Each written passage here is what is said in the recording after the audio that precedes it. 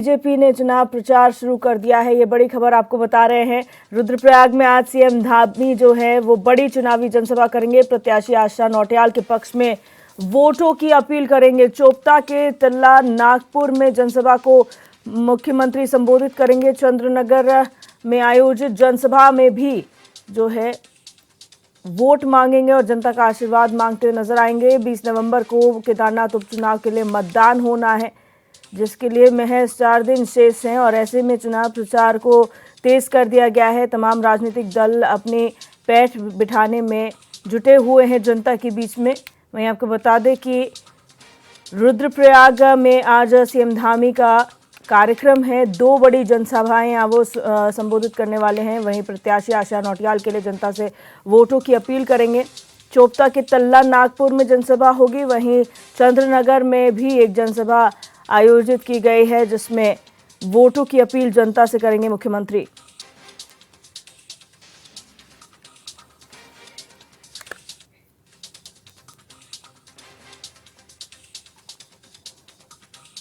तो आपको बता दें, केदारनाथ उपचुनाव के लिए सरगर्मियां तेज हो चुकी हैं। लगातार प्रचार प्रसार को धार दी जा रही है। 4 दिन महज बचे हुए हैं उपचुनाव की वोटिंग के लिए और ऐसे में चाहे भारतीय जनता पार्टी हो या कांग्रेस, लगातार जनता के बीच में वोटों की अपील करने के लिए पहुंच रहे हैं। और आज मुख्यमंत्री का भी कार्यक्रम है। हमारे साथ हमारे संवाददाता अरुण सैनी ज्यादा जानकारी के लिए लाइव जुड़ चुके हैं।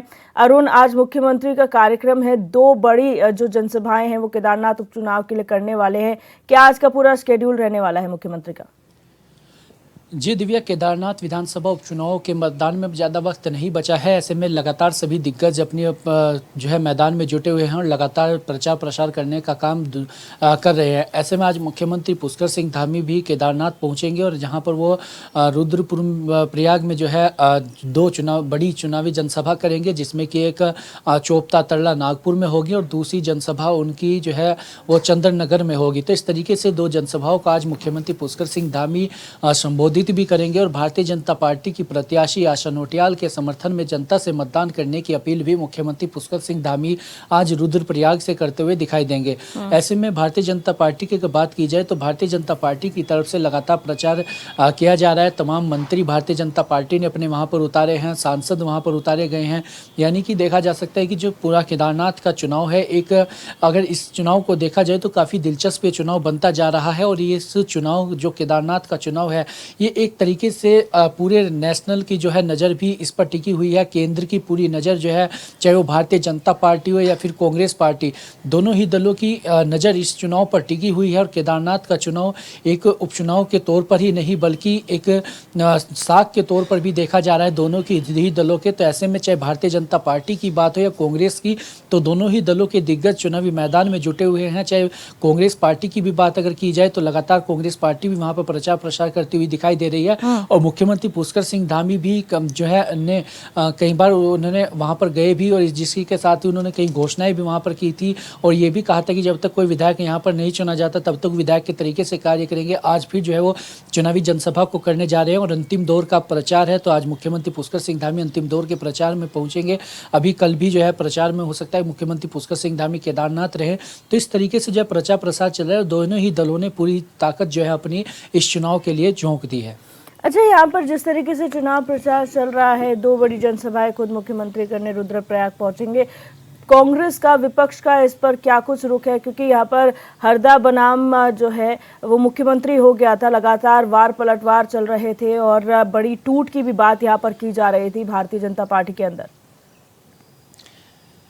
जी दिव्या, देखिए केदारनाथ उपचुनाव जो है उसको लेकर दोनों ही दल एक दूसरे पर वार पलटवार तो कर ही रहे हैं। यहीं एक दूसरे पर माइंड गेम भी खेलने का काम दोनों ही राजनीतिक दल कर रहे हैं, चाहे वो भारतीय जनता पार्टी हो या फिर कांग्रेस पार्टी हो। तो ऐसे में कांग्रेस पार्टी के वरिष्ठ नेता हरीश रावत के द्वारा कहा गया कि भारतीय जनता पार्टी के 2 गुट केदारनाथ में काम कर रहे हैं। एक गुट चाहता है कि मुख्यमंत्री जीते, एक गुट चाहता है कि मुख्यमंत्री हारे।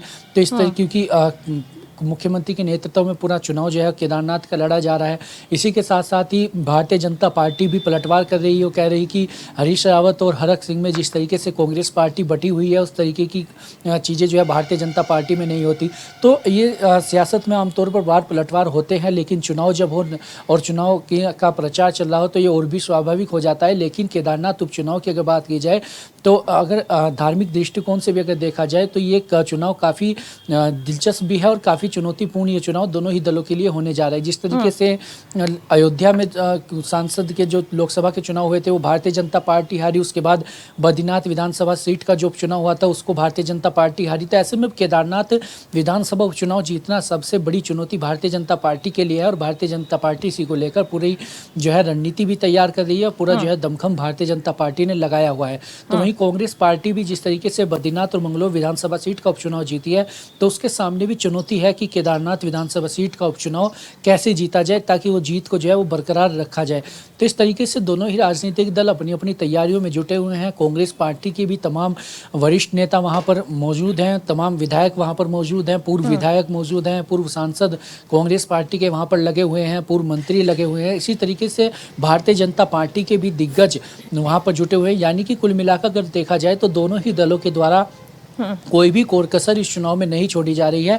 लेकिन 20 नवंबर को मतदान होगा और 23 नवंबर को मतगणना होगी और उसमें 23 नवंबर को ही तमाम चीज़ें जो है स्पष्ट होगी और तमाम निकल कर सामने आएगा कि आखिर केदार घाटी की जनता किसके सर पर ताज सजाने का काम करेगी। बिल्कुल, बहुत शुक्रिया अरुण हमारे साथ जुड़ने के लिए और तमाम जानकारी साझा करने के लिए।